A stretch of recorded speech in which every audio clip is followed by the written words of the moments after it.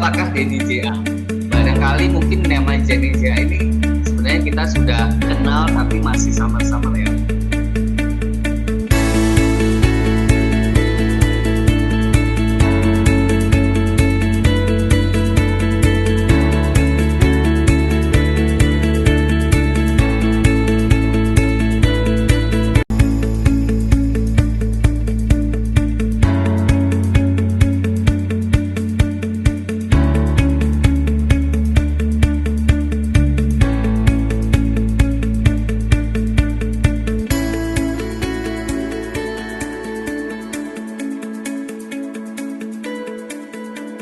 Assalamualaikum warahmatullahi wabarakatuh.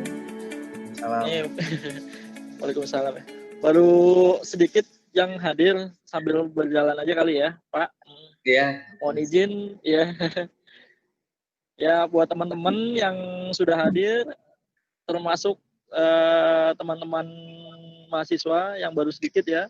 Wah, ini didominasi sama expert semua ini yang hadir. Mahasiswanya kemana ya? Ya, tema hari ini adalah Denny JA ya, Pak ya, pembahasannya Pak ya. Iya. Ya, kurang lebih bagaimana sih Denny JA ini sempat kontroversi juga gitu kan, dalam 33 nama puisi esai tiba-tiba namanya melejit dianggap sebagai salah satu pelopor puisi esainya gitu kan. Nah, untuk pembicara kali ini langsung diinisiasi oleh Pak Dede. Ya, Pak Dede ini juga sudah menelurkan buku Pak ya, Monte Carlo Pak ya kalau nggak salah Pak. Iya. Buku puisi ya. Baik, untuk mempersingkat waktu langsung aja kali ya Pak ya. Sambil berjalan nanti diskusinya gitu Pak. Oke. Aduh. Oke Pak. Silakan Pak waktunya Pak. Oke, terima kasih waktunya Mas Harun ya. Oke, terima kasih pada teman-teman yang sudah hadir pada malam hari ini, sudah apa ya istilahnya hadir juga ya, walaupun secara online gitu. Terima kasih juga untuk teman-teman dari komunitas Mubras ya, yang sudah mengundang saya pada malam hari ini. Saya ambil ini dari judul tesis S2 saya tahun 2016, Pergulatan Denny JA dalam Arena Sastra Indonesia, dengan judul yang sama dengan tesisnya, menggunakan pendekatan sosiologi sastra, strukturalisme konstruktif, Pierre Bourdieu ya. Jadi teman-teman mungkin sudah sama-sama tahu sebenarnya Denny JA ini merupakan salah satu sosok yang cukup kontroversial dalam dunia kesusastraan Indonesia di sekitar tahun 2015-16 lah ya. Ketika polemiknya atau kontroversi itu dimulai ketika muncul buku berjudul 33 Tokoh Sastra Indonesia Paling Berpengaruh. Buku ini diterbitkan oleh Kepustakaan Populer Gramedia atau KPG, kemudian disusun oleh Jamal Rahman dan kawan-kawan, mereka yang menyebut dirinya sebagai tim 8. Nah ini, buku 33 Tokoh Sastra Indonesia ini diterbitkan apa ya istilahnya, para penulisnya ialah Jamal Rahman sebagai ketua. Jadi mereka tim ada Asep Jamjam Nur, Maman S. Mahayana, Agus R. Sarjono, Joni Arya Dinata, Bertold Damauser, Ahmad Geus, dan Nenden Lilis Aisyah. Jadi mereka satu tim, kemudian masing-masing diberikan kesempatan untuk menulis esai. Ada beberapa misalnya Asep menulis beberapa tokoh, kemudian dan lain-lain, Ahmad Geus berapa seperti dijatah gitu lah. Kira-kira mungkin seperti itu ya. Kalau teknisnya saya kurang begitu tahu. Nah, mereka ini beberapa orang yang tergabung dalam tim 8 ini, saya kira semuanya kalau publik sastra hampir semuanya mengenalnya. Seperti Jamal Rahman, Agus R. Sarjono, Joni Arya Dinata ini adalah para redaktur majalah Sastra Horizon, salah satu majalah yang sangat melegenda dalam dunia kesastraan Indonesia. Kemudian ada Asep Jamjam Nur, adalah seorang penyair yang cukup dikenal. Kemudian ada Maman S. Mahayana dan Nenden Lilis. Ini dua orang dosen ya, sastrawan sekaligus dosen. Kalau Maman S. Mahayana setahu saya dosen di Universitas Indonesia. Kemudian kalau Nenden Lilis Aisyah ini adalah dosen di UPI kalau tidak salah. Kemudian ada Bertolt Mauser, ini peneliti berasal dari Jerman, kemudian dia bergabung dengan jurnal puisi. Jurnal puisi itu salah satu jurnal juga yang terkenal di Indonesia. Nah, yang menarik ada satu penulis namanya Ahmad Gauss. Mungkin teman-teman pernah mendengar nama Ahmad Gauss dibandingkan para penulis yang lain lah. Para penyusun buku ini apakah pernah mendengar nama Ahmad Gauss sebelumnya? Sebelum polemik buku 33 tokoh sastra. Mas Aula pernah dengar nama Ahmad Gauss? Seingat saya belum, Mas. Belum ya? Ahmad Gauss ini jadi pertanyaan ya. Siapa sebenarnya? Sebelum kemunculan buku 33 tokoh sastra Indonesia ini cukup tidak dikenal. Nah, dari situ. Nah, kemudian sebelum nanti masuk ke Ahmad Gauss, nah, ketika buku itu diterbitkan 2013, kemudian tidak berselang lama, kira-kira awal tahun 2014 itu muncul polemik mengenai buku ini. Salah satu polemiknya itu ditandai dengan munculnya gerakan penolakan yang dimaklumatkan atau diinisiasi dalam bentuk petisi. Ya. Kalau teman-teman dulu pernah gabung, ada petisi di petisi ORG tentang tolak buku 33 tokoh sastra Indonesia. Salah satu beberapa orang yang menggagas kita juga mungkin sudah kenal, ada Saud Situmorang, Bang Saud Situmorang, kemudian ada Dwi Cipta. Dwi Cipta ini juga seorang penulis dan aktivis ya. Kemudian Eamon Esha, kemudian ada Faruk Hate, gurunya teman-teman UGM. Kemudian ada Nuruddin Asyadi, ini juga seorang akademisi juga.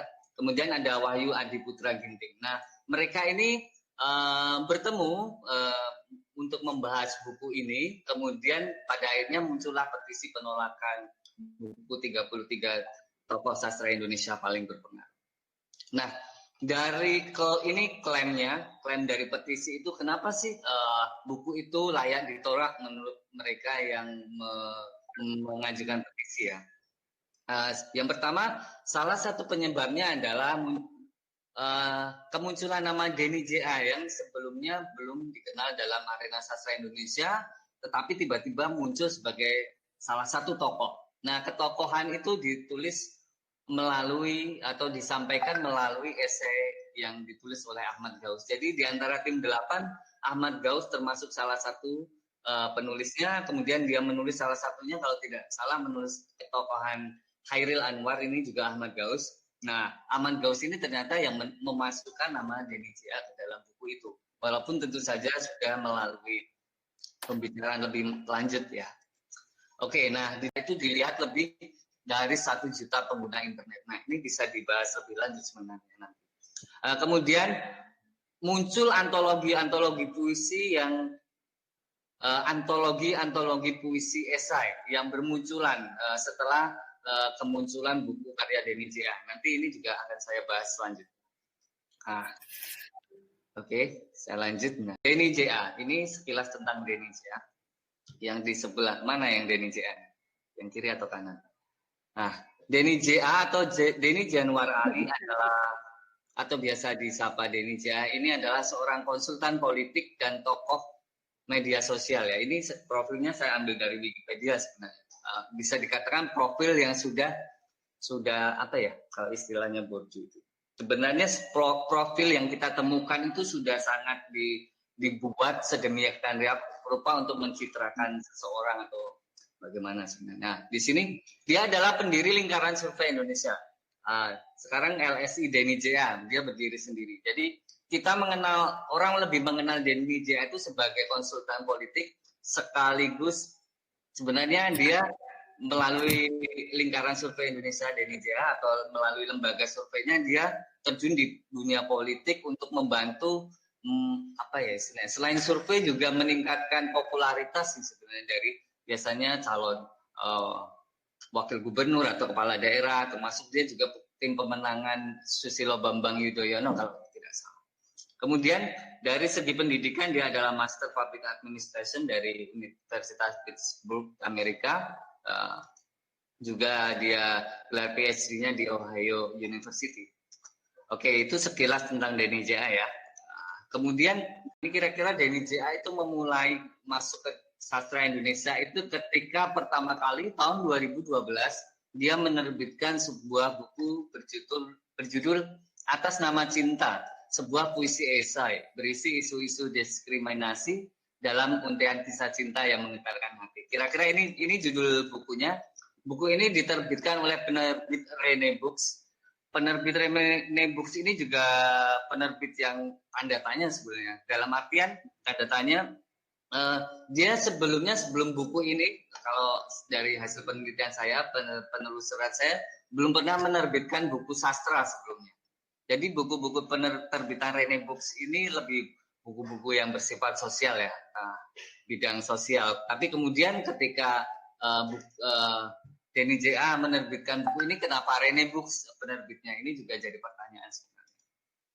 Nah, pertanyaan kita, Denny J.A. itu yang bisa dikatakan baru menulis satu buku berjudul Atas Nama Cinta ini, yang diterbitkan setahun sebelum buku 33 tokoh sastra Indonesia. Artinya hanya dalam waktu 1 tahun, kira-kira orang yang baru menerbitkan satu buku tiba-tiba jadi tokoh sastra Indonesia, itu kan juga menarik sebenarnya. Kok bisa gitu loh. Satu buku yang menurut hasil riset saya juga, buku ini sebenarnya di pasaran juga nggak laku-laku amat. Siapa sih yang mau beli buku ini gitu. Tapi memang buku ini memang pasti dibagi-bagikan karena Denny J.A. punya relasi yang banyak. Nah, buku-buku ini direlasikan. Tapi di toko buku, mungkin kalau teman-teman survei se-Indonesia yang punya buku ini, mahasiswa mungkin bisa hitungan jari lah ya. Atau bahkan penulis-penulis sesama aktivis sastra, saya kira belum tentu punya buku ini. Saya sendiri juga nggak punya. Mungkin Mas Aula punya, atau di Unpam, di perpustakaan Unpam mungkin ada nggak ketemu buku itu. Nggak ada ya. Nah, itu tanda-tanya. Artinya buku yang tidak populer di kalangan masyarakat, tetapi orangnya juga baru masuk ke dunia sastra, tapi tiba-tiba jadi tokoh sastra Indonesia. Ini kan juga menarik. Jadi pertanyaan, dan yang menarik adalah dia disejarkan dengan tokoh-tokoh sastra Indonesia yang saya kira kita semua kenal ya. Kwetek Hua ini kan misalnya Kwetek Hua seorang pelopor sastra Indonesia modern ya. Nanti kemudian Hairil Anwar, siapa sih yang nggak kenal? Pramudia Anantatur, Habe Yasin dan sebagainya. Nah, itu yang menjadi pertanyaan. Kok bisa ya Denny J.A. jadi tokoh sastra Indonesia? Nah ini, Denny J.A. itu memulai popularitasnya semakin mendongkrak itu ketika dia bekerja sama dengan jurnal Sajak ya. Dia tiba-tiba juga ketika setelah menerbitkan buku puisi ini, kemudian dia tiba-tiba saja dia menjadi redaktur umum jurnal Sajak. Jurnal Sajak adalah kalau bisa dibilang second project-nya majalah Horizon. Jadi jurnal Sajak ini digawangi oleh para redaktur Horizon, termasuk Agus R. Sarjono dan Jamal Den Rahman, membuat bisa dikatakan second project-nya adalah jurnal Sajak, jurnal esai juga kalau nggak salah, ada jurnal cerpen juga, mereka membuat itu. Nah, tiba-tiba Denny J.A. itu masuk dan menjadi pemimpin umumnya. Bayangkan bagaimana bisa seorang yang sebelumnya tidak masuk ke dunia sastra tiba-tiba masuk ke menjadi redaktur umum di jurnal Sajak dan diterima. Ini kan juga tanda tanya, kok bisa gitu loh. Dia tiba-tiba menjadi seorang redaktur umum. Redaktur umum itu posisi yang bukan kecil ya. Artinya dia di atas redaktur-redaktur ya, atau sejajar dengan redaktur-redaktur yang lain yang seperti Jamal Den Rahman, Agus R. Sarjono, yang notabene dia memang redaktur majalah Sastra Horizon. Nah, kemudian juga ini salah satunya Denny J.A. itu setelah masuk jurnal Sajak dan menjadi redaktur, kemudian dia mendanai untuk lomba penulisan puisi esai. Nah, ini nanti bisa dibahas lebih lanjut. Dia membuat lomba menulis puisi esai dengan hadiah total 50 juta rupiah. Jadi ini lomba gratis dan pemenangnya akan mendapat totalnya 50 juta lah ya, akumulasi dari pemenang itu 50 juta rupiah. Ada di sini, ini salah satu posternya ya, pemenang utamanya 12 juta. Syaratnya adalah kamu menulis puisi esai, bukan puisi yang lain. Nah, apa itu puisi esai? Nah, ini kayaknya dijelaskan. Jadi, kalau kamu mau nulis lomba ini, kamu ikut lomba ini, hadiahnya segini, tapi syaratnya kamu nulis puisi esai bangga. Dan ini cukup, publikasinya cukup masif juga. Nah, dari sana dapat dilihat sebenarnya kalau kita lihat trajektori ya istilahnya, itu Denny J.A. ini adalah seorang yang kaya karena dia juga konsultan politik. Tentu kalau di dunia politik dia cukup kaya juga, punya perusahaan juga di luar LSI-nya juga. Dia adalah seorang yang mencoba masuk ke dunia sastra melalui determinasi modal ya. Kenapa modalnya? Saya bilang modalnya adalah modal kapital atau uang. Jadi yang pertama yang menjadi kekuatan Denny J.A. adalah uang. Kenapa uang? Karena di sisi lain dia belum punya modal simbolik atau modal yang lain yang bisa dia konversi. Artinya ketika dia masuk ke dunia sastra Indonesia, dia belum dikenal lah ya, karena dia baru menerbitkan satu buku, kemudian buku itu juga tidak dijual secara luas mungkin, dan hampir orang mungkin juga belum kenal karya-karya Denny J.A. Tapi kemudian dia masuk melalui modal, dia mendanai jurnal sajak, mengadakan lomba dengan seperti ini. Nah, pertanyaan nanti kenapa sih dia bikin lomba puisi esai, penulisan puisi esai? Nah, ini nanti bisa kita jawab. Pertanyaannya, kenapa kemudian Denny J.A. ini, karena saya menggunakan perspektifnya Borju, kenapa sih Denny J.A., bagaimana bisa Denny J.A. ini diterima di kalangan sastra Indonesia? Khususnya oleh para redaktur di jurnal sajak ya. Kalau di dalam terminologi Borjunya itu agen-agen yang ikut mempopulerkan Denny J.A. Artinya ada konsep agen. Kalau itu kenapa mereka diterima? Padahal jurnal majalah Sastra Horizon dan redaktur Horizon itu dikenal sangat kritis terhadap karya-karya yang masuk ke majalah Sastra Horizon. Kalau bukan karya yang bagus, kemungkinan besar tidak akan diterima gitu kan logikanya majalah Sastra Horizon. Tapi kenapa Denny J.A. itu bisa masuk? Nah, ini nanti saya jelaskan di bagian arena sastra. Nah, dalam situasi apa dan bagaimana cara Denny J.A. bisa memperoleh posisi dalam arena sastra? Kenapa Denny J.A. bisa dalam tanda kurung dipaksa menjadi tokoh? Kemudian apakah ketokohan Denny J.A. diterima dalam arena sastra? Ini bisa kita misalkan nanti. Nah, ini saya melihat dari konteks arena sastra Indonesia. Jadi untuk dalam konsep Borju, saya nggak bisa presentasi teoretiknya ya, karena mungkin akan lama Mas, jadinya pendadaran nanti. Oke ya. Ini jadi kenapa sih orang masuk ke dunia tertentu itu selalu menyesuaikan dengan ranah. Ranah itu konsep Borju atau arena. Logika sederhananya, kalau kita mau masuk ke suatu daerah, kita harus tahu dulu sih apa sih yang terjadi di daerah itu, siapa yang menguasai daerah itu, kebiasaan-kebiasaan apa yang ada di tempat itu, sehingga kita bisa masuk dan beradaptasi dan memperoleh posisi. Sebenarnya arena itu adalah arena posisi-posisi. Di dalam sebuah arena atau sebuah ranah atau sebuah tempat itu ada namanya posisi-posisi. Jadi ada yang mungkin penguasa di sini, atau dia tipikal seperti ini. Nah, itu namanya arena. Nah, seseorang ketika masuk ke satu ranah, dia harus menempatkan posisi. Di mana kamu akan masuk, apa yang akan kamu lakukan, apa yang akan kamu dapat. Nah, itu logika arena seperti itu. Ketika misalnya saya nih masuk ke jadi dosen di Unpam misalnya, dosen sastra Indonesia di Unpam misalnya, atau pendidikan gitu. Saya harus tahu dulu nih ranahnya. Di tempat itu siapa penguasanya, blognya siapa, kubu-kubunya. Nanti saya akan masuk kemana? Karena kalau saya tidak masuk ke situ, saya akan jadi kambing congek gitu, jadi bulan-bulanan mereka yang sudah ada di situ sebelumnya. Logikanya seperti itulah ya. Jadi mana teman yang bisa saya diajak diskusi, mana teman yang bisa saya ajak berpikir dan sebagainya. Sama di dalam konteks yang lebih besar arena, termasuk arena apapun, salah satunya sastra, ada logika arena-arena, posisi-posisi. Nah, di situ ini kondisi arena. Jadi arena itu ada macam-macam ya, sosial, ekonomi, politik, kemudian ada sastra termasuk salah satunya. Arena sastra adalah arena kecil di dalam pusat arena itu. Nah, yang perlu kita lihat dulu sebenarnya adalah kondisi arena sastra ketika seseorang masuk ke sana. Nah, Denny J.A. ini kan masuk ketika kalau dalam arena sosial politik ekonominya masuk pasca reformasi ya. Kita harus lihat dulu arena kondisi seperti apa sih pasca reformasi yang kita lihat. Nah, ini salah satunya pasca 98 itu keadaan sosial ekonomi itu berubah sangat signifikan. Kehidupan ekonomi mulai bergerak ke arah katakanlah liberalisme lah ya.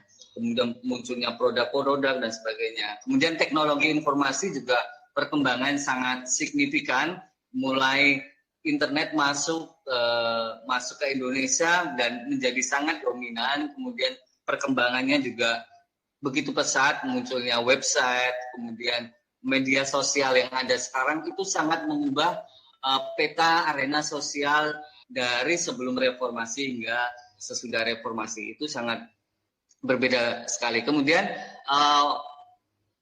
efeknya adalah orang bisa dengan cepat memperoleh kekayaan dengan berbeda ya. Ada satu dunia yang berbeda. Ketika misalnya kalau kita lihat sekarang mungkin bukan seorang akademisi atau sekolahnya tinggi tapi tiba-tiba menjadi orang kaya gitu kan, dengan menjadi YouTubers atau apa. Orang mulai berpikir bahwa sekolah yang tinggi tidak menjamin orang untuk bisa memperoleh materi yang cukup. Artinya dunia sosial media kemudian teknologi elektronika cukup mengubah lah perubahan sosial kehidupan masyarakat. Kemudian yang perlu diketahui juga adalah runtuhnya Orde Baru dan Soeharto itu sangat mempengaruhi kehidupan sosial, di mana artinya tidak ada lagi sistem yang terpusat. Arti kekuasaan itu menjadi lebih cair. Kalau dulu orang pasti berpikir Orde Baru itu militer, Soeharto militer, itu satu kekuatan yang besar, yang dominan, yang tunggal gitu kan. Pasca reformasi 98, kekuatan-kekuatan atau kekuasaan itu mulai pecah, cair, kekuasaan-kekuasaan itu mulai terbagi lah istilahnya. Itu juga berpengaruh nanti sebenarnya. Kemudian kondisi perekonomian Indonesia yang tidak stabil tentu saja sampai hari ini. Kemudian kebebasan individu dan lain-lain. Kemudian ada teknologi informasi. Itu berpengaruh sekali terhadap situasi yang membawa seseorang masuk ke arena sastra, termasuk juga Denija.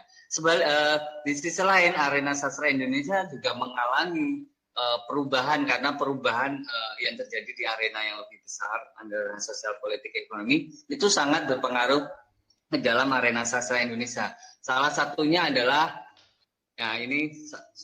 dalam sub arena terbatas, misalnya, kalau teman-teman mengikuti perkembangan sastra Indonesia, buku terakhir yang ditulis tentang angkatan itu adalah buku Angkatan 2000 karya Korey Layun Rampan. Di situ masih disebut tokoh-tokoh kebaruannya, termasuk penandanya adalah Afrizal Malna ya. Afrizal Malna, pembaru perpuisian Indonesia. Nah, pasca buku itu terbit, hampir tidak ada lagi buku yang benar-benar membahas tentang ketokohan atau sosok di dalam sastra Indonesia. Itu hampir pasca 2000-an tidak ada lah ya. Kalau ada itu hanya reduplikasi atau apa ya, hanya mencontoh yang sudah ada lah, penulisan tentang tokoh-tokoh yang ada di masa lalu, periodisasi, artinya udah tidak baru lagi. Nah, itu nanti juga bisa menjadi indikator sebenarnya kenapa sih nanti muncul buku 33 tokoh itu. Nah, di sini sudah saya sebutkan. Kemudian juga ketika perkembangan teknologi, kemudian tadi juga efek dari globalisasi, ekonomi liberalisme dan sebagainya, itu termasuk muncul batas yang bias antara sastra yang susastra dengan yang populer. Itu juga pengaruh sekali. Penerbitan karya sastra populer yang diinisiasi oleh penerbit mayor itu akhirnya sekarang kita lihat misalnya contohnya siapa itu yang nulis siapa sih yang Malam Minggu Miko, siapa Mas? Lupa. Raditya Dika. Raditya Dika misalnya contohnya. Jadi penulis yang mungkin di arena sastra terbatas, artinya sastra Indonesia yang susastra itu tidak dibicarakan, pasca 98, pasca reformasi, memasuki 2000-an itu muncul karya-karya yang seperti itu. Yang populer, bestseller, dan sebagainya. Tiba-tiba muncul penulis muda, dan sebagainya juga.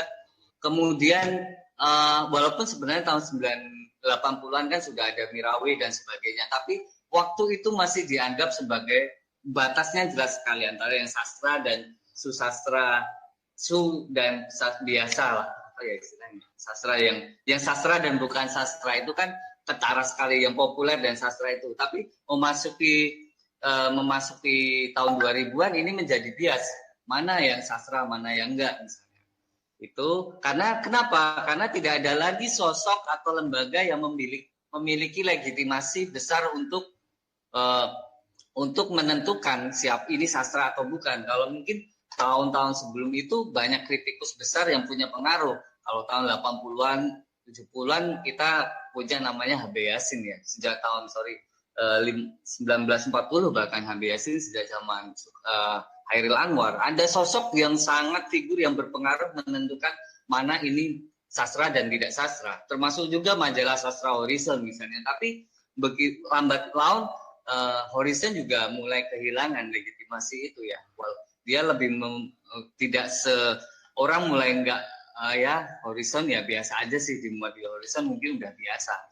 Tidak seperti dulu, kalau kamu dimuat di Horizon berarti wah kamu udah jadi sastrawan, otomatis dibaptis seperti itu. Kemudian muncul ruang-ruang baru lah. Ruang ini banyak sekali, ada ruang baik genre maupun ruang aktivitas komunitas dan sebagainya. Ini sangat berpengaruh. Situasi seperti itu yang memunculkan sebenarnya orang punya kesempatan untuk masuk ke arena dan mencari kira-kira peluang terbesar itu di mana biar aku bisa diterima dan memperoleh posisi. Nah, itu kira-kira arena. Tadi yang saya jelaskan ruang posisi. Nah, kenapa? Ini pertanyaan. Mengapa sih Denny J.A. masuk ke arena sastra? Nah, ini kan perlu pertanyaan juga. Seorang yang sudah dibilang kaya raya, kemudian di bidang politik dia juga cukup terkenal. Tapi kenapa masih ingin memperoleh tempat di arena sastra atau mencari sesuatu di sastra ya? Nah, ini adalah kalau dalam konsep Bourdieu namanya modal simbolik atau ini modal simbolik. Jadi arena sastra adalah arena yang menawarkan namanya modal simbolik.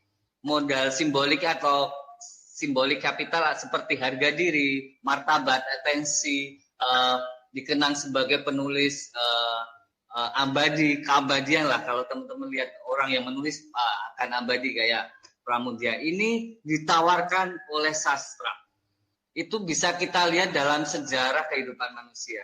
Misalnya kita mengenal dan dia selalu dekat dengan kekuasaan. Misalnya Abu Nawas dengan Harun al-Rasyid. Artinya apa? Di samping seorang penguasa itu ada seorang pujangga. Nah, kira-kira seperti itulah. Ketika kita membicarakan suatu masa ada seorang besar, itu biasanya ada pujangga besar. Kita ngomongin tentang Majapahit, ada Empu Tantula, Empu Prapanca, dan sebagainya. Ngomongin tentang Mataram, ada Ronggowarsito misalnya, seperti itu. Nah, ngomongin tentang 45 Soekarno, pasti ada Hairil Anwar, Bung Ayobung, dan sebagainya. Artinya zaman selalu ditandai dengan adanya penguasa dan pujangga. Nah, di situ Bourdieu juga menulis bahwa modal simbolik adalah sesuatu yang skemanya, klasifikasinya yang ditanamkan secara sosial. Artinya orang yang dianggap bersastra itu mewakili banyak hal. Satu secara dia mungkin dianggap sebagai seorang intelektual. Dia pintar. Kadang-kadang misalnya Ronggowarsito itu kan dikenal bukan hanya sebagai penulis tapi juga peramal dan sebagainya. Misalnya kayak gitu ya, punya ramalan, punya kepekaan baik sosial maupun intuisi. Biasanya ada mitos lah, ada yang mitos dibangun tentang sastra, tentang penulis itu selalu ada mitos sehingga dia sangat mengangkat posisinya. Modal simbolik itu seperti harga diri, martabat dan sebagainya itu mengangkat seseorang derajatnya diperhitungkan dalam arena yang lebih besar. Nah, inilah yang kenapa kemudian sangat berpengaruh ya terhadap posisi seorang, dan itu juga yang melatar belakangi saya kira bahwa Denny J.A. memerlukan modal simbolik itu. Salah satunya adalah bisa didapatkan dalam arena bernama arena sastra. Karena selain ada arena-arena lain yang sebenarnya untuk seorang Denny J.A. sudah sangat telat dan susah untuk dimasuki dan dia memperoleh. Misalnya arena ekonomi, dia akan dianggap menjadi salah satu tokoh berpengaruh di arena ekonomi. It's hard gitu ya, berat ya. Dalam politik dia sudah dapat, dia sebagai inisiator survei di Indonesia waktu itu kebetulan juga karena perkembangan ibarat juga mulai dikenalkan, kemudian di Indonesia juga baru Denny J.A. salah satunya. Nah, di arena sastra itu dia mencari ini apa yang dinamakan modal simbolik. Ini bisa sebenarnya panjang sekali kalau tidak selesai satu kuliah ini tentang modal simbolik ini. Oke, dari situlah kemudian Denny J.A. masuk. Nah, Denny J.A. ini awalnya adalah seorang konsultan, tadi sudah saya sebutkan. Nah, untuk bisa memainkan perannya dalam elit kekuasaan, Denny J.A. membutuhkan akumulasi modal. Nah, akumulasi modal ini bukan hanya modal ekonomi, dia sudah punya modal ekonomi, tapi mungkin enggak besar-besar banget. Modal culturalnya, mungkin sekolahnya, dia PhD dari luar negeri, dia sudah cukup. Nah, modal simbolik inilah yang belum dia miliki. Makanya dia mencari itu, karena sesuatu yang bisa diakumulasi ekonomi, cultural, modal simbolik dijadikan satu, that's complete gitu. Dia komplit menjadi seorang intelektual atau apalah ketika dia memulai 3 modal ini. Nah, Denny J.A. mungkin membutuhkan modal simbolik satu-satunya yang belum dia punya. Oke, lanjut ya. Untuk bisa memperoleh posisinya dalam arena sastra, Denny J.A. mengkonversi. Mengkonversi itu artinya mengubah. Nah, apa yang dimiliki Denny J.A. salah satunya adalah modal ekonomi. Nah, menjadi modal simbolik. Itu satu-satunya yang dia bisa pertaruhkan ya di dalam arena sastra. Karena dia modal simbolik dalam artian modal sebelumnya yang bisa dia konversi ataupun dia tambah itu tidak terlalu besar karena dia juga hanya seorang penulis yang menulis satu buku yang tidak begitu terkenal, tapi dia bisa masuk ke ranah sastra, dia punya modal, namanya modal ekonomi. Dengan duit dia berpikiran bahwa dia akan bisa membeli modal simbolik atau mengkonversinya. Nah, karena itu modal satu-satunya yang dia punya. Dan dalam konteks pemikiran Bourdieu, modal ekonomi adalah satu-satunya modal yang paling mudah dikonversi. Artinya bisa dijadikan apa-apa. Dengan duit kamu bisa sekolah, dengan sekolah kamu bayar sekolah, kamu bisa dapat ijazah. Nah, artinya tanpa uang itu adalah modal paling besar untuk dikonversi menjadi apa saja. Nah, dan modal ekonomi ini cocok terlebih karena arena sastra adalah dalam tanda kutip arena yang miskin ya. Berapa sih dana pemerintah untuk kehidupan sastra di Indonesia? Ini kan artinya perkembangan sastra sangat miskin lah arena sastra. Di satu sisi makanya ada arena sastra itu menolak determinasi modal. Kalau teman-teman lihat sastrawan-sastrawan atau komunitas-komunitas biasanya itu menjauh dari dunia ekonomi ini. Tetapi di satu sisi membutuhkannya juga. Orang menerbitkan buku menjadi apa itu kan juga butuh duit juga sebenarnya. Nah, ini arena sastra ini adalah salah satu arena yang paling unik sebenarnya. Ini masuk ke strategi ya. Tadi modal. Jadi ketika masuk ke arena seperti yang saya sampaikan tadi, kita butuh modal. Kamu kalau mau jadi guru di sekolah internasional, kamu harus punya modal. Apa modalnya? Misalnya kalau mungkin ijazah itu adalah modal kultural ya kalau dalam konteks Bourdieu. Atau mungkin kamu mau jadi polisi, kalau dulu punya modal ekonomi, jual sawah bisa jadi polisi misalnya. Atau modal sosial, modal kultural yang lain ada pertemanan misalnya. Kamu punya link di dalam, itu namanya modal. Semua itu butuh modal. Karena kamu masuk arena tanpa modal, ya kamu akan tersingkir pastinya. Nah, salah satunya, modal ekonomi ini adalah modal terbesar yang dimiliki oleh Denny J.A. Nah, berbagai modal yang dimiliki Denny J.A. ini mendukung dia untuk masuk ke arena. Nah, dengan modal ini dia mempolitisasi lah semuanya. Termasuk sebenarnya ada modal juga karena pengetahuan sosial dia tahu bahwa arena sastra ini termasuk membicarakan tema-tema sosial. Sastra tidak pernah lepas dari tema-tema sosial. Walaupun kalau kita lihat ada istilah sastra, misalnya dalam perdebatan konteks sastra kontekstual itu ada sastra menara gading, atau misalnya dalam perdebatan sastra yang memasyarakat dan sastra yang menjauh misalnya, atau dalam konteks misalnya polemik manifesto kebudayaan dengan Lekra misalnya. Kemudian itu selalu ada posisi antara sastra misalnya apa sih? Istilahnya apa ya Pak? Sastra ya ada yang bertema sosial, ada yang individualis, ada dan sebagainya. Ada dikotomi dua itu. Sastra dengan masyarakat atau sastra yang ini istilahnya. Apa namanya? Mas, eh, sastra untuk sastra dan sastra untuk apa Mas? Lupa. Seni, humanis. Seni untuk seni dan seni untuk kepentingan Rakyat. ya, seni untuk rakyat lah. Selalu ada seperti itu. Artinya selalu ada persinggungan antara sastra dengan tema-tema sosial. Nah, kalau kita bicarakan nanti buku Denny J.A. yang Atas Nama Cinta itu kan mengangkat isu-isu diskriminasi atau isu-isu sosial sebenarnya. Itu sebenarnya salah satu strategi. Karena Denny J.A. tahu banget bahwa tema sosial ini bagian dari sastra. Kemudian tema-tema ini juga sebenarnya pernah terjadi di Indonesia. Misalnya tema homoseksual ada misalnya di sini, misalnya kayak gitu. Itu pasti kontroversial dan bisa menarik menurut Denny-nya. Dia masuk melalui ranah itu. Kemudian di sini juga sastra kontekstual saya sebut juga di sini. Nah, ini menariknya di website puisi esai Denny J.A. dia juga memasukkan tulisan-tulisan Arianto tentang sastra kontekstual ini. Buku ini bisa diunduh gratis di website puisi esai. Artinya dia memang mencoba menjangkau publik sastra melalui puisi esai ini, walaupun itu semuanya strategi. Kalau teman-teman lihat nanti, ya itu yang saya bongkar ya melalui penelitian ini. Nah, untuk mendapatkan pengaruhnya agar dikenal, itu Denny J.A. melintas dari komunitas. Jadi komunitas awal Denny J.A. ini namanya Ciputat School. Kalau teman-teman kan dekat Pamulang yang ke Ciputat itu ada satu kelompok namanya Ciputat School, itu isinya orang-orang yang membahas kajian-kajian sosial. Nah, Denny J.A. berasal dari situ atau mungkin dia membentuk atau sebagainya, saya kurang begitu ini ya, karena itu susah profilnya dicari.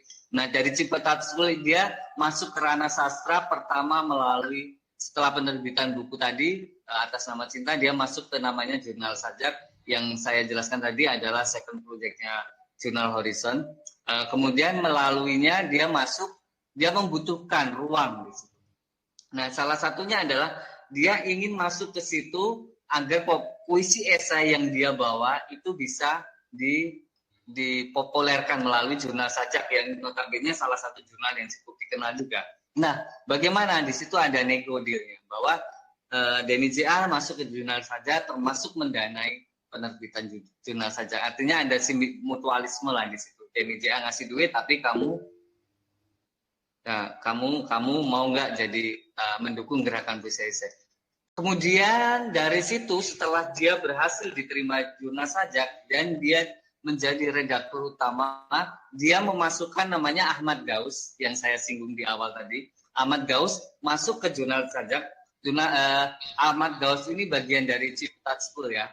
Dia masuk dan menjadi penjaga gawang namanya redaktur puisi esai. Jadi sebelum ada Denny J.A. tidak ada ruang puisi esai di Jurnal Sajak. Tetapi setelah Denny J.A. masuk, dia muncul namanya kolom puisi esai yang diredaktori oleh Ahmad Gaus tadi. Jadi Denny J.A. masuk ke Jurnal Sajak membawa agennya bernama Ahmad Gaus untuk mengisi posisi yang dia bentuk, yaitu puisi esai, kolom puisi esai di Jurnal Sajak. Nah ini Anda nanti ya. Di Jurnal Sajak itu kemudian hampir penerbitan keberapa ya? 3 atau 4 Jurnal Sajak itu kemudian muncul kolom puisi esai.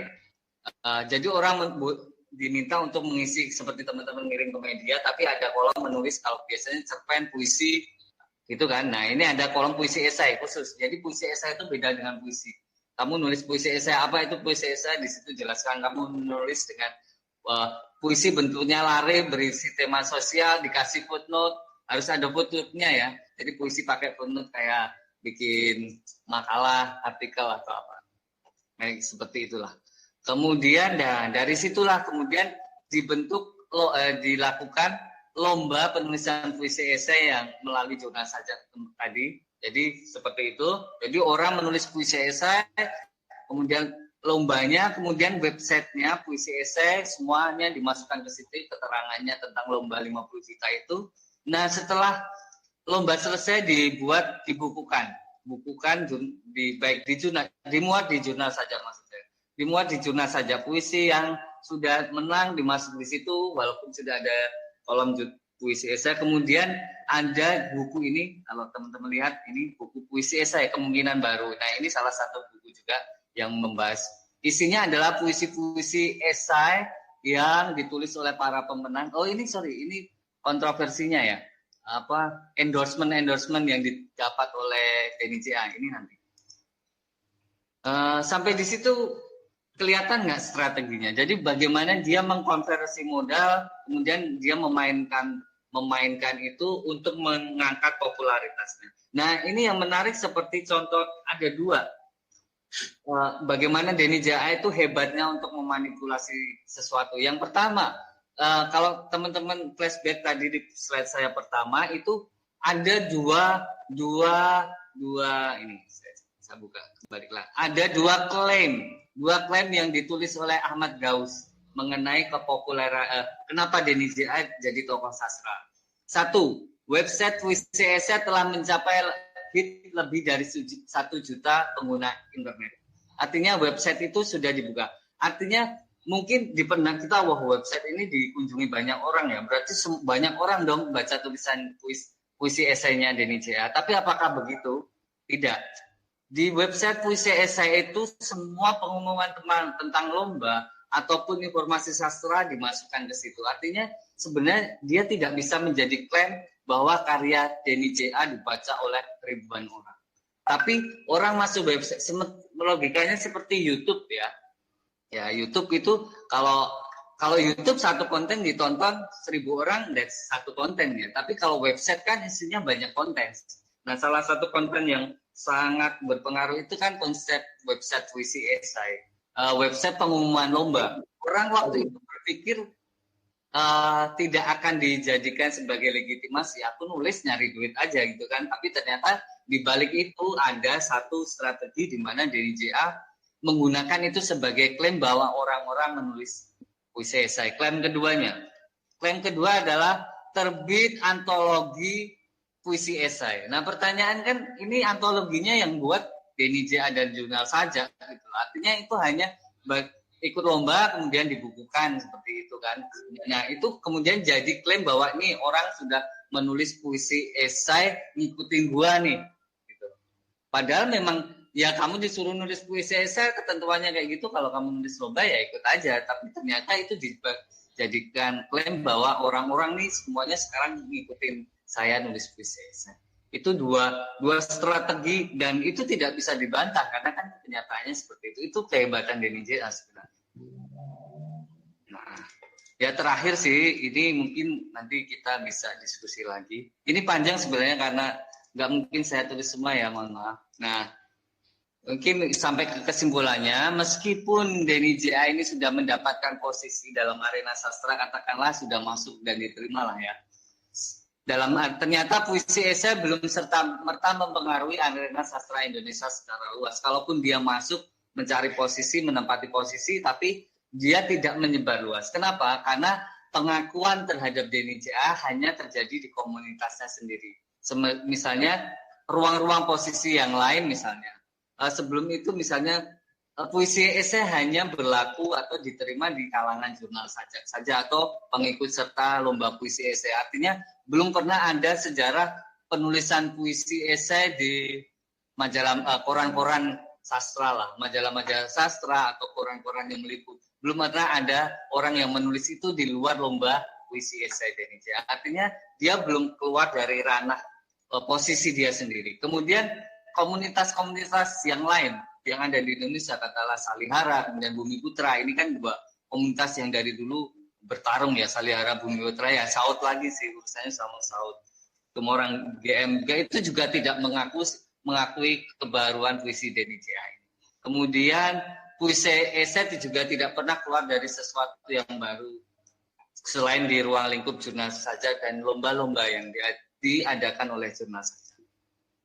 Nah, kondisi demikian menunjukkan bahwa secara estetis puisi esai gagal mengubah struktur arena sastra. Kenapa gagal? Karena dia tidak bisa menduduki posisi yang menggantikan posisi yang ada sebelumnya. Orang masih nulis puisi tetap seperti itu. Masih kalau sekarang kan puisi lirik misalnya masih sangat mendominasi. Puisi-puisi Afrizal sebagai angkatan 2000 ya penggerak atau apa namanya penanda angkatan 2000, puisinya masih tetap orang membicarakan Afrizal. Puisi-puisi gaya Sapardi masih banyak. Denny J.A. dan puisi esainya belum bisa menggantikan ini. Karena hanya di dalam lingkupnya saja. Kemudian yang perlu dilihat sebenarnya adalah ada perubahan posisi. Karena tadi ada ruang-ruang posisi dalam arena sastra, ada kutub yang berubah. Misalnya kelompok salah satunya jurnal saja yang membantu Denny J.A. dalam bekerja sama ini, kalau dalam konteks Borju berubah dari kutub otonom ke heteronom. Artinya dia sudah mau menerima determinasi modal. Artinya kalau mungkin dalam tanda kutip sudah nggak idealis gitu ya. Jadi kamu mau aja dibeli, itulah katakanlah seperti itu. Mungkin itu. Kemudian ya ini yang perlu juga dicatat teman-teman, sebenarnya ini juga problem juga. Tapi ini karena saya berbicara sudah bukan sebagai akademis, sebenarnya kemunculan buku 33 tokoh sastra Indonesia ini akan sangat berpengaruh dalam kehidupan sastra kita sebenarnya. Mau tidak mau ini sudah menjadi catatan sejarah.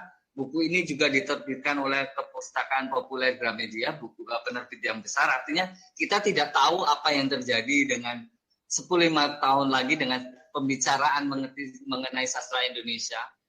Apakah orang akan mempercayai bahwa Denny J.A. sebenarnya adalah tokoh yang memang tokoh menurut buku itu yang luar biasa, atau sebenarnya kalau makanya diskusi ini sebenarnya pentingnya adalah melihat kembali sih sebenarnya bagaimana seseorang dengan modal sebenarnya bisa membeli apa saja gitu, termasuk sastra Indonesia juga bisa dibeli dalam tanda kutip. Mungkin itu saja sih dari saya. Kalau ada diskusi bisa kita ini, kalau enggak ya mungkin ada pertanyaan. Teman-teman juga bisa sharing pengetahuan tentang tema ini, mungkin juga mengikuti perkembangan polemik sastra sekitar tahun 2004, 2015, 16 lah ya. Itu cukup menarik, sangat menyita waktu khusus para penggiat sastra, khususnya kalau teman-teman mengikuti polemiknya di dunia sosial itu, khususnya Facebook itu luar biasa sih. Itu sampai nggak ada habisnya sebenarnya. Makanya itu juga yang membuat saya menulis tesis ini. Ya, Pak, terima kasih banyak buat materinya, Pak. Ini kalau ini Pak, saya ya. Bentar, ini kalau saya lihat untuk fenomena ini Pak ya. Ya. Ya mirip pertarungannya gitu, Lekra dengan Mani Kebu gitu. Lihat pembacanya di bukunya Marxisme dan Seni Pembebasan kalau nggak salah sih. Ya, betul. Punya Gunawan Muhammad gitu. Tapi kan keduanya ini memang benar-benar mengerti sastra gitu kan. Nah, kalau ini mungkin lawannya tadi prinsipnya Bourdieu itu bagus banget gitu, Pak. Nah, iya. Iya, betul. Jadi, terus gimana, Mas? Iya, gimana, Pak? Iya sih, sebenarnya ini juga menarik sebenarnya. Denny J.A. ini kenapa tadi saya bilang juga dia membawa tema isu-isu sosial, kemudian juga dia mengangkat perdebatan sastra kontekstual dan sebagainya. Dia itu seolah-olah ingin mengangkat kembali, mengatakan bahwa kondisi sastra Indonesia sekarang itu antisosial lah, katakanlah gitu. Kenapa sih sastra Indonesia tidak merespon dunia sosial lain lagi misalnya? Dia makanya dalam bukunya puisi esai itu kan dia mengangkat tema kerusuhan 98 misalnya, tragedi tentang etnis Tionghoa, rasisme bahasa itu, kemudian tentang misalnya tentang LGBT ini kan sebenarnya. Tapi sebenarnya seolah-olah dia ingin menyinggung itu. Tapi kalau kita melihat lagi, sebenarnya tema-tema sosial tidak pernah lepas dari kehidupan sastra Indonesia modern, termasuk pasca reformasi ya, setelah 2000-an gitu. Kalau kita lihat tema-tema misalnya LGBT, kita punya misalnya garis tepi seorang lesbian sebenarnya, misalnya seperti itu. Mbak Ibu, siapa penulisnya? Lah, kali Mas. Ya, lagi Mbak. Herlina Tins, ya Mbak Tins.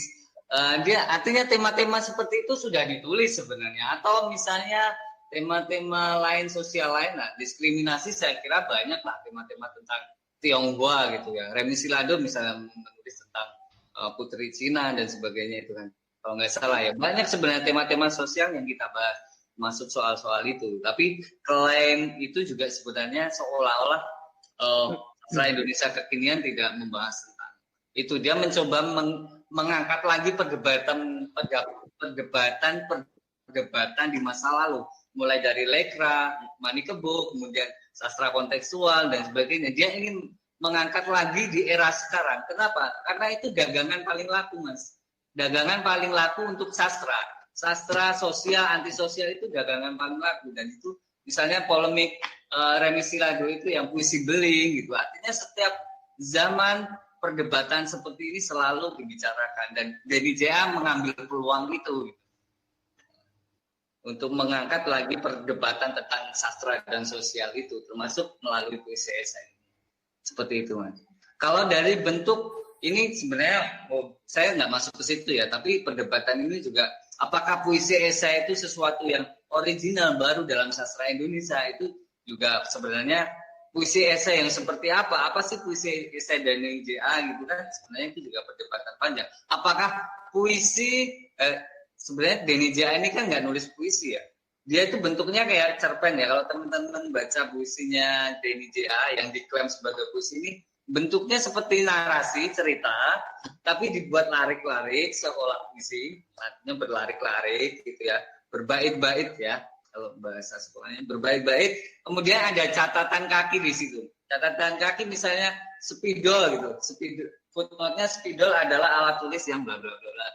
Dalam maksudnya secara kasarnya ya, misalnya tragedi 98 gitu adalah tragedi bla bla bla. Kira-kira seperti itulah, dipaksakan seperti itulah. Nah, itu kemudian dia beri nama puisi esai gitu. Kalau teman-teman mengikuti perdebatan juga, Saud misalnya pernah membicarakan tentang ini, bahwa sebenarnya orang sudah menulis puisi model seperti ini. Kalau di Indonesia mungkin bukan puisi esai, hampir seperti itu. Karyanya Linus Suryadi AD itu tentang pengakuan Parium. Nah, kira-kira seperti itulah sebenarnya. Cuma bedanya kalau puisi esai ada footnote-nya, udah gitu aja.